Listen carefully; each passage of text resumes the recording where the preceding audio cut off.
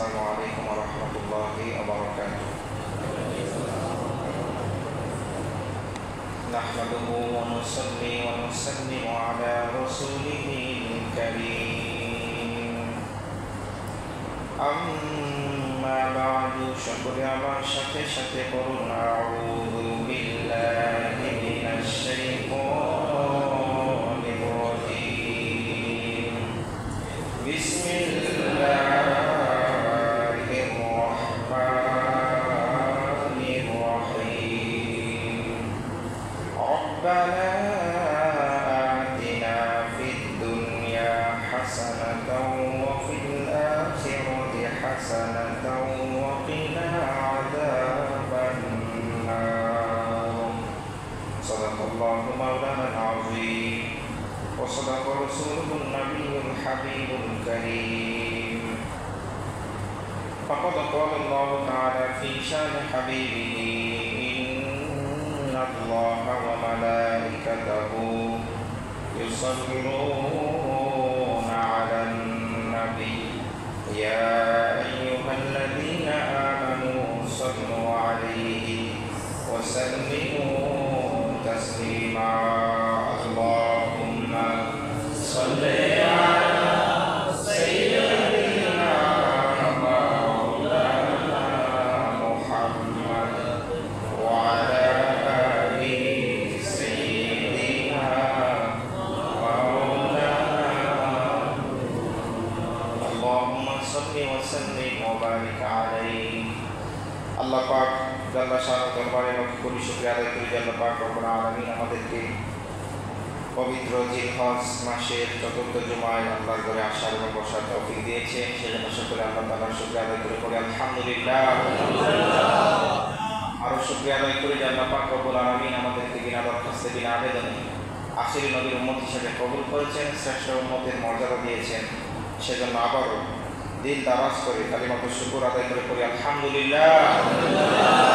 আমরা গত জুমায় জান্নাতের পরিচয় নিয়ে আলোচনা করেছিলাম এবং জান্নাতের নাজ নিয়ামত কেমন হবে সেই বিষয়ে সংক্ষিপ্ত আলোচনা করেছিলাম। আজকে আমরা আলোচনা করব জাহান্নামের শাস্তি কেমন হবে এবং জাহান্নামের পরিচয়। জাহান্নাম এমন একটি স্থান যেখানে কোনো ধরনের আরাম, কোনো ধরনের শান্তি খুঁজে পাওয়া যাবে না। যত ধরনের অশান্তি, যত ধরনের শাস্তি রয়েছে সবগুলি জাহান্নামের মধ্যে রয়েছে। যেটা বলুন নাউযুবিল্লাহ। জান্নাত এবং জাহান্নাম আল্লাহ তাআলা এজন্য রেখেছেন যেন আল্লাহ তাআলার বান্দারা আমরা যেন সঠিক পথে চলতে পারি, গুনাহের কাজ পরিত্যাগ করে চলি, আল্লাহ তাআলার আদেশকে মান্য করে চলি, নেকির কাজ করি। কারণ শাস্তির বিধান না থাকলে দুনিয়াতে যেমন শৃঙ্খলা থাকে না, বিভিন্ন ধরনের অপরাধের বিভিন্ন আইন বিভিন্ন দেশের মধ্যে প্রণয়ন করা হয়। কেন? যেন মানুষ অপরাধের কাজ না করে। বিভিন্ন অপরাধের, বিভিন্ন পাপের বিভিন্ন শাস্তির বিধান রয়েছে দেশীয় আইনে। কিন্তু আমরা মুসলমান হিসেবে আমরা সবাই এক জাতি।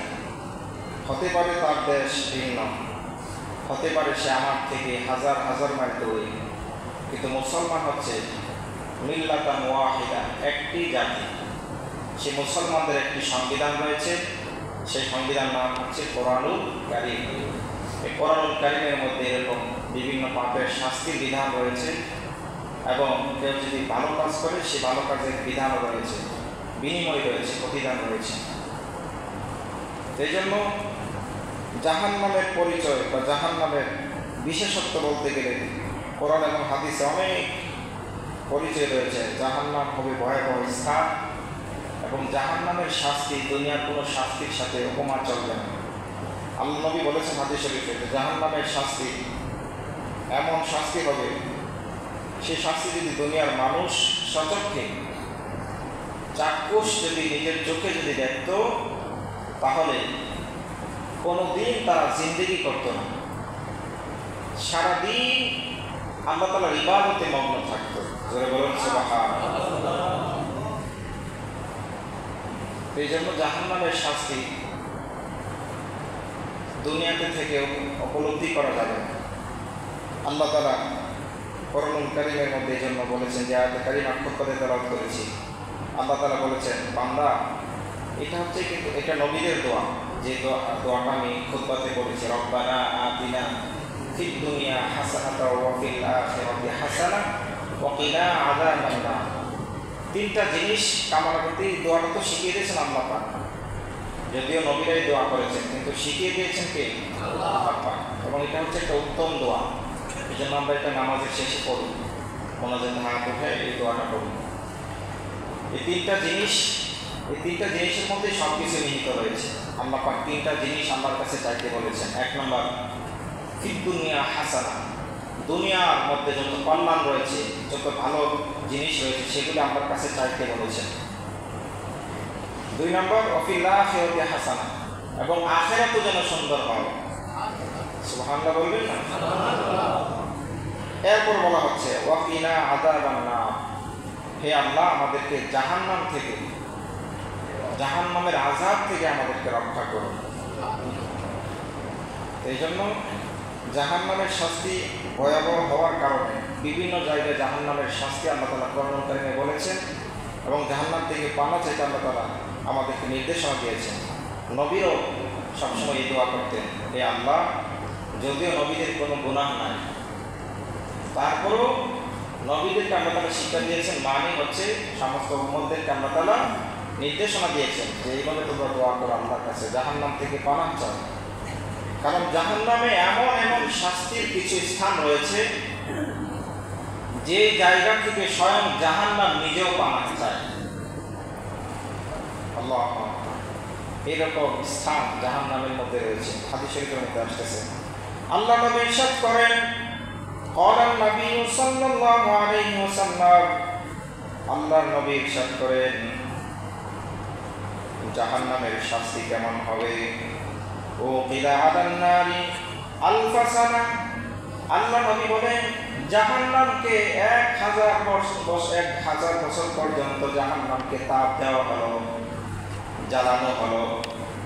1000 বছর পর্যন্ত জাহান্নামকে প্রজ্বলিত করা হলো। হাত্তা ইমারত, অতঃপর জাহান্নাম লাল বর্ণ ধারণ করলো। দুনিয়ার আগুন কেমন হয়?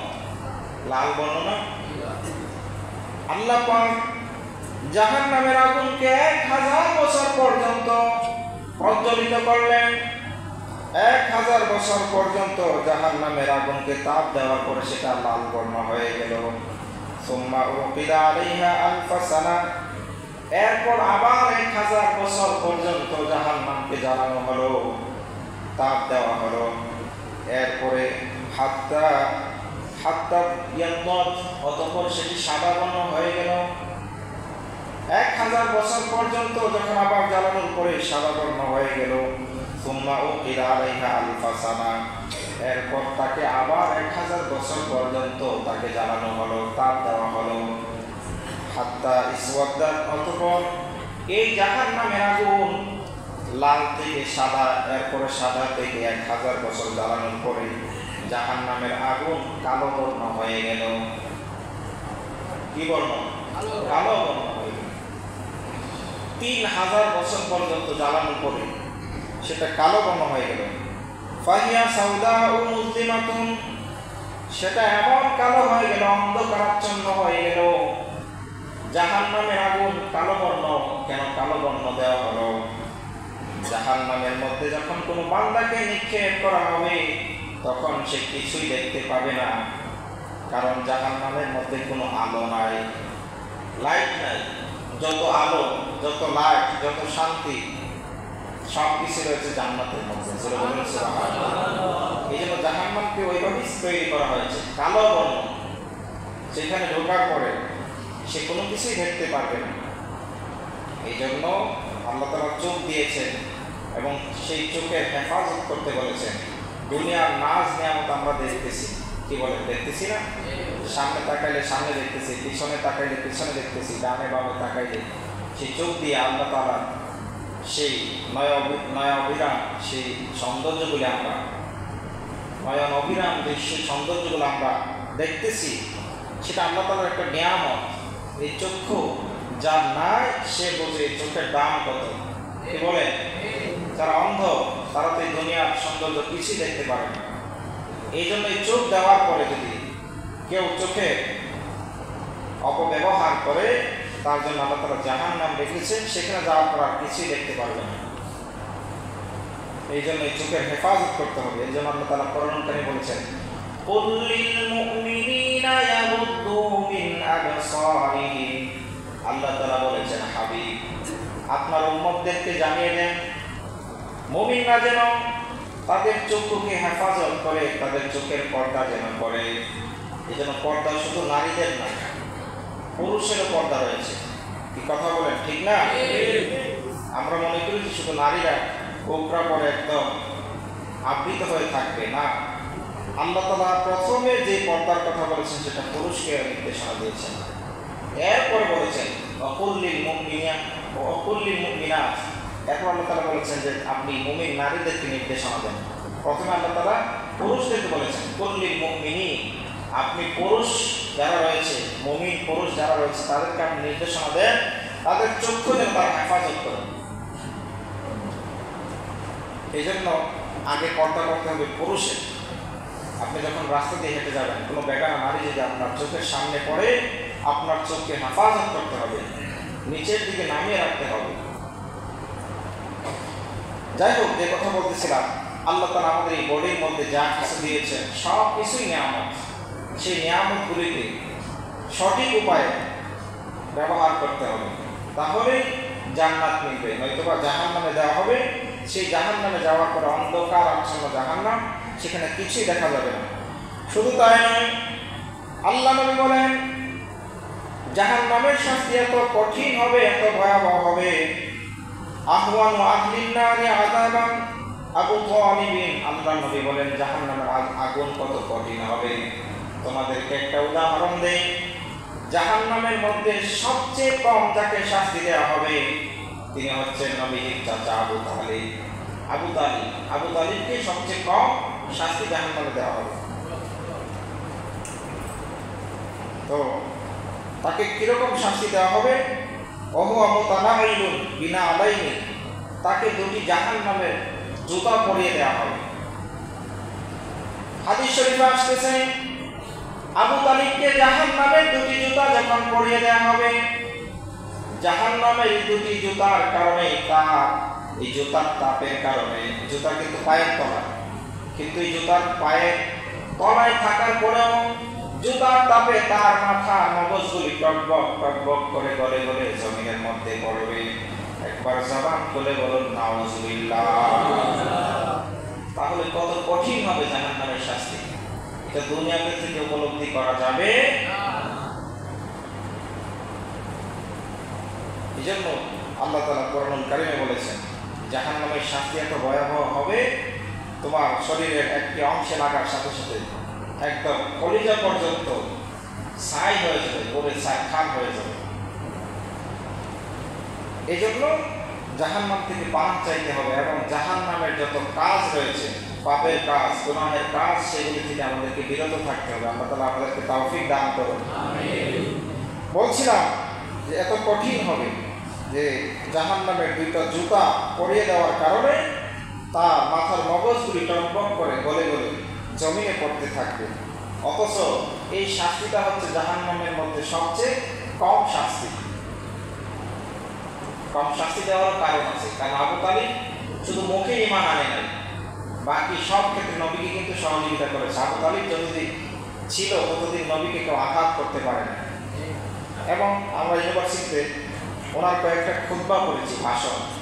সেই ভাষণের মর্মার্থ থেকে বোঝা যায় উনি বুঝতেন, জানতেন যে ইসলাম ধর্ম সত্য ধর্ম, কিন্তু বাপ দাদার টানে তার জাতির প্রতি তার যে ভালোবাসা, সে ভালোবাসার কারণে ঈমান আনতে পারে না। যদিও এক ভিন্ন মতামত আছে যে আল্লাহ তাআলা মাফ করবে, কিন্তু অধিকাংশ মতে বলা হচ্ছে তিনি ঈমান আনে নাই।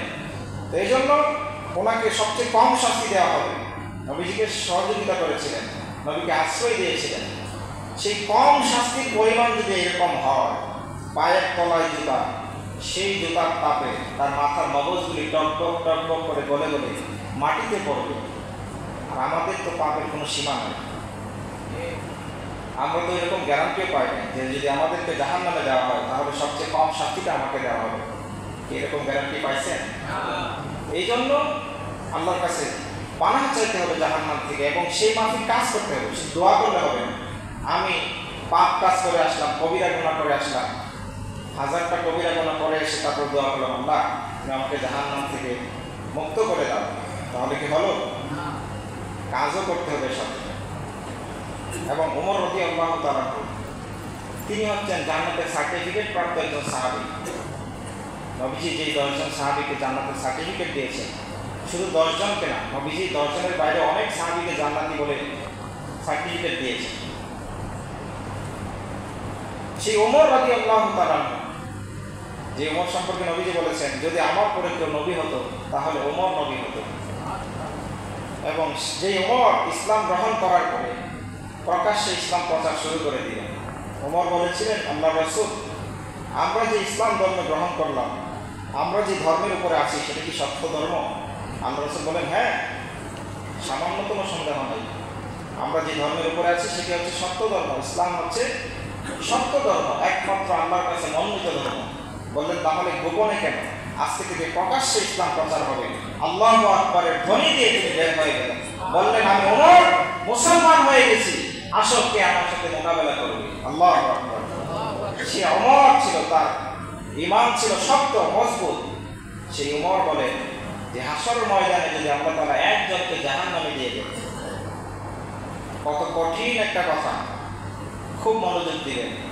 ওমর রাদিয়াল্লাহু আনহু বলেন যদি হাসর ময়দানে একজনকে জাহান্নামে দেওয়া হয় আমার ভয় হয় আমি ওমর নিয়ে ওই ব্যক্তি হয়ে যাই।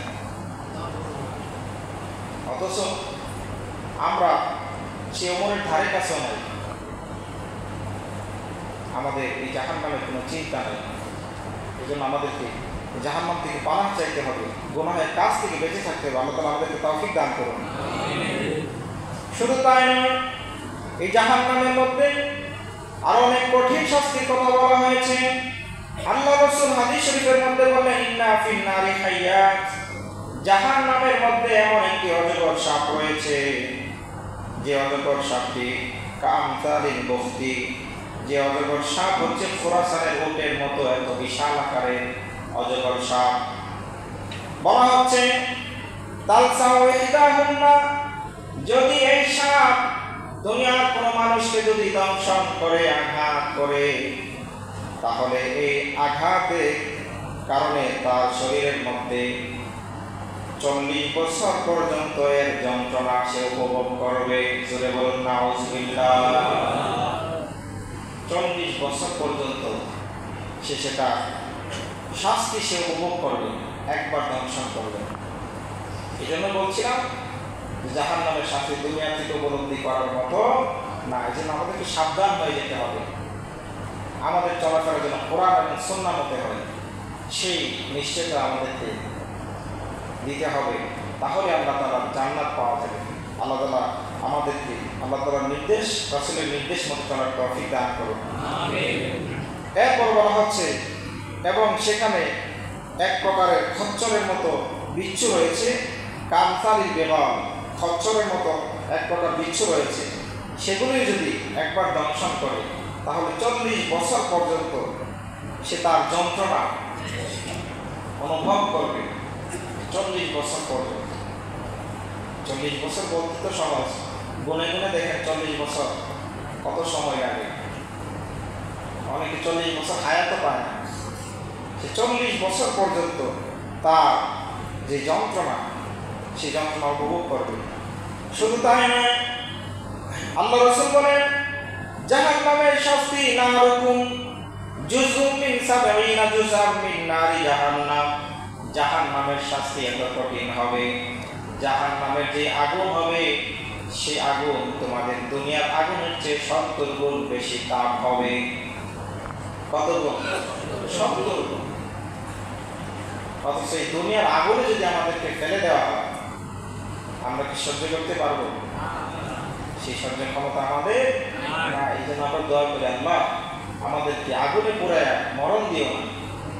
এই জন্য কেউ যখন আগুনে পুড়ে মারা যায় আল্লাহ তাআলা তাকে শহীদের দরজা নসিব করিয়ে দেন। সুবহানাল্লাহ। কারণ এটা সাধারণ মৃত্যু না, জাহান্নামের আগুন এর চেয়ে 70 গুণ হবে, কঠিন আগুন।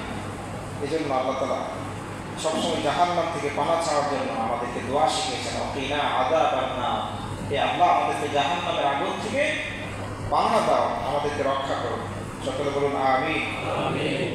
শুধু তাই না, এই জাহান্নামের মধ্যে আল্লাহ রাসূল বলেন, হে আমার সাহাবীরা শোনো, জাহান্নামের মধ্যে এমন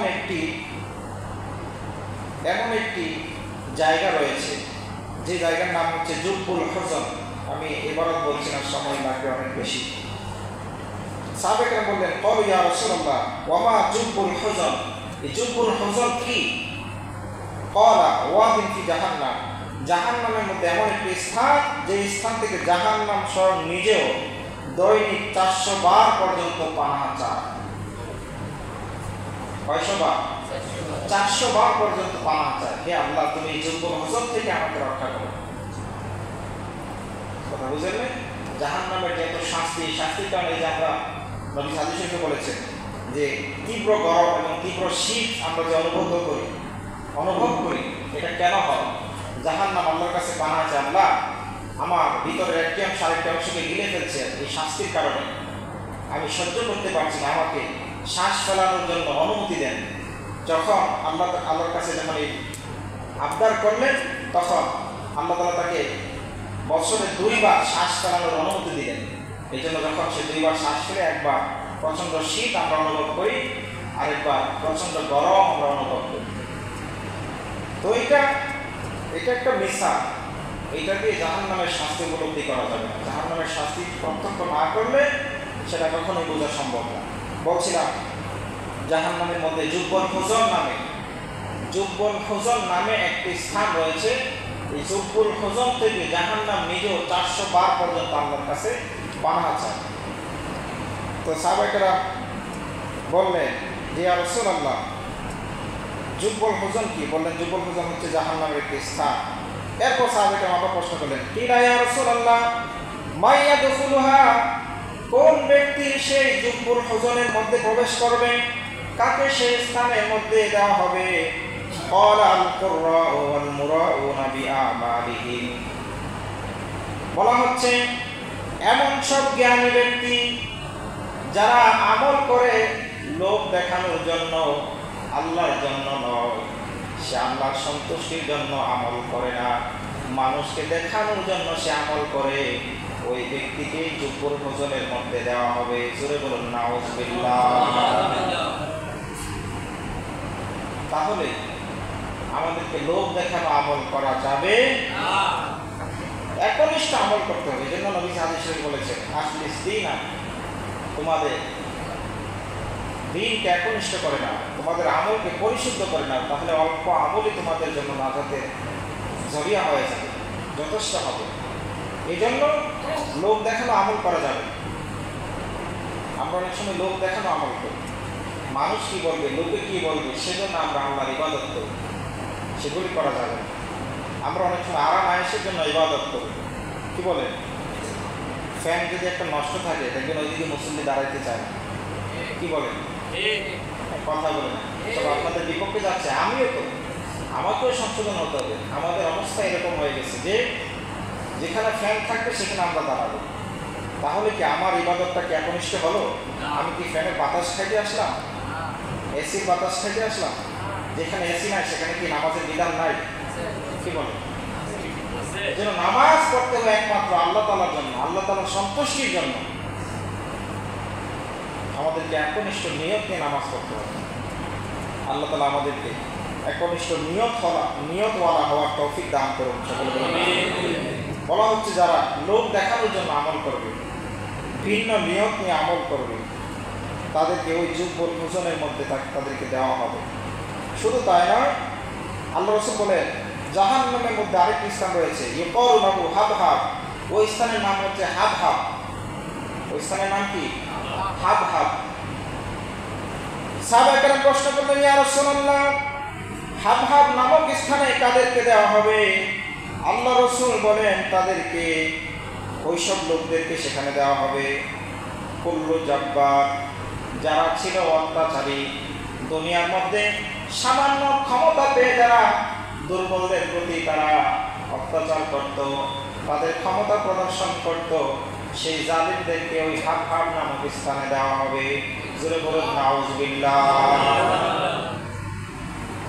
এই জন্য ক্ষমতা পেয়ে সেই ক্ষমতার অপব্যবহার করা যাবে না। আমাদেরকে ন্যায়ের পথে চলতে হবে, সবার জন্য আইন সমান। কি বলেন, ঠিক না? আমরা তো মানুষের গুণ দেখলে আমরা উঠে পড়ে লেগে যাই, কিন্তু নিজেরা হাজারো অন্যায় করি, সেগুলি আমরা কি কর্ণপাত করি না, সেগুলোর দিকে আমরা দৃষ্টি দেই না। নিজেকে আগে সংশোধন করতে হবে। আমরা দৈনিক যতগুলো অন্যায় করি, অন্যায় কিন্তু আমাদের দ্বারা হয় না? এই যে যেমন আপনাদের একটা উদাহরণ দিই, মনে কষ্ট নেবেন না, সব বিষয়ে কথা বলতে হবে। এই যে এখানে একটা ফুটপাত আছে না? এদিক দিয়ে যে মানুষ যায়, দেখবে ফুটপাতের মধ্যে গাড়ি রাখে, এটা কি ন্যায়? এটা একটা অন্যায় না? মানুষ এদিক দিয়ে হাঁটে, অথচ হাদিসের মধ্যে আসছে ইমানের একটা অঙ্গ, ইমানের একটা অংশ হচ্ছে রাস্তা থেকে কষ্টদায়ক জিনিস দূরে সরিয়ে দেওয়া, পরিষ্কার করে দেওয়া। এটা ইমানের একটা অংশ, যদিও একটা আমল, কিন্তু এটা ইমানের অংশ হলো কেন? অপর মুসলমানকে আপনি নিরাপদ করছেন, তার কষ্ট দূরীভূত করে দিচ্ছেন। রাস্তার মধ্যে যদি কষ্টদায়ক জিনিস থাকে, মুমিন ভাই মুসলমান ভাই চলতে অসুবিধা হবে, আপনি সেটা দূর করে দিলেন, আল্লাহ তাআলা সেটাকে ইমানের মধ্যে স্থান দিলেন। সুবহানাল্লাহ। বলছিলাম রাস্তার মধ্যে এই যে ফুটপাতের মধ্যে গাড়ি রাখে, সেটা কিন্তু আইনত বৈধ নয়। ফুটপাত শব্দের অর্থ কি? ফুট শব্দের অর্থ হচ্ছে পা, পাত শব্দের অর্থ হচ্ছে পথ, রাস্তা, পায়ের রাস্তা। পায়ের রাস্তার মধ্যে গাড়ি রাখার জিনিস না। কি বলে? আমি একজনকে নক করলাম, ক্লাসে নক করার পর জিজ্ঞেস করলাম যে আপনি ফুটপাতে গাড়ি রাখলেন কেন? বলতেছে এটা ডাক্তারের গাড়ি। কি বলতেছে? বলছি ডাক্তারের জন্য কি আইন ভিন্ন আছে? ডাক্তারকে বলবেন ইমাম সাহেব বলছে এখানে গাড়ি না রাখার জন্য। পরে বলতেছে ডাক্তার বলে না। তার মানে বোঝা গেল ডাক্তার সেখানে দোষী না, সে ডাক্তারের ড্রাইভার হওয়ার কারণে অপব্যবহার করছে। তো আমাদের মধ্যে দেখবেন অনেকে আছে, বিভিন্ন মন্ত্রী মিনিস্টারের পিএস, তাদের দেখবেন হাজার হাজার শত শত কোটি টাকা, অথচ তার বেতন কিন্তু এত বেশি না, সামান্য বেতন পায়, কিন্তু তার অ্যাকাউন্টে হাজার হাজার কোটি টাকা। সে ওই ক্ষমতার অপব্যবহার করেছে, অথচ সেই মন্ত্রী কিন্তু তাকে বলে নাই তুমি আমার ক্ষমতার অপব্যবহার দেখাও, তুমি পাওয়ার দেখাও। কি বলছে? ডাক্তার কি বলছে তুমি ফুটপাতে গাড়ি রাখো? এই জন্য আমাদেরকে ন্যায়ের পথে চলতে হবে, কোনো ধরনের অন্যায় করা যাবে না। আইন সবার জন্য সমান। আমি ইমাম সাহেব বলে আমার জন্য আলাদা আইন, আপনি মুসল্লি দিলে আপনার জন্য আলাদা আইন, তা তো হবে না। আমার জন্য 4 ওয়াক্ত নামাজ, আপনার জন্য 5 ওয়াক্ত, বিষয়টা এমন না। সবার জন্য আইন সমান।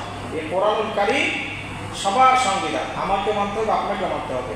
ন্যায়ের পথে সবাইকে চলতে হবে, আপনাকে চলতে হবে, আমাকে চলতে হবে, বাংলাদেশের প্রধানমন্ত্রীকেও চলতে হবে, এখানে প্রিন্সিপালকেও চলতে হবে, একজন সাধারণ স্টাফকেও সেই আইন মেনে চলতে হবে। কথা বলেন ঠিক না বেঠিক?